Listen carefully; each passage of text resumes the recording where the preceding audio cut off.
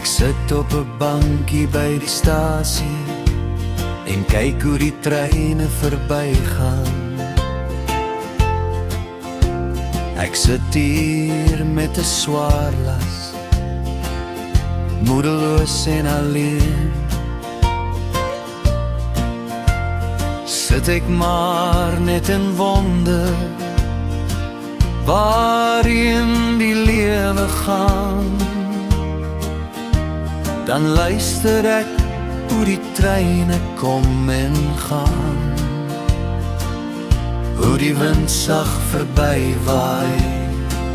Soos die treine verbygaan, sien ek hoe die lewe verbygaan, hoe dit kom en gaan.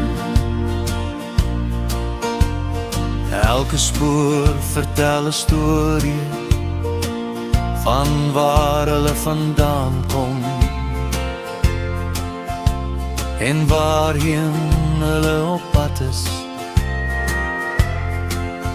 Maar nog steeds sit ek met 'n swaar las, toe fluister 'n stem deur die wind.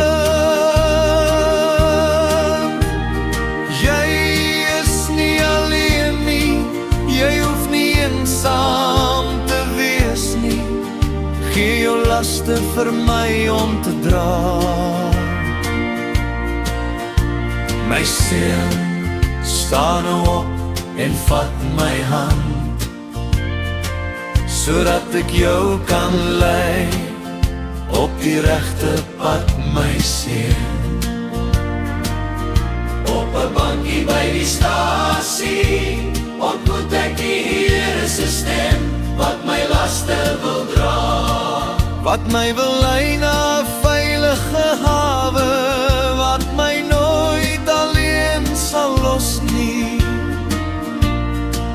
Op elke pad saam met my sal gaan, waar ook al ek swerf, waar ook al ek gaan, sal die Here met my wees. dankie Here.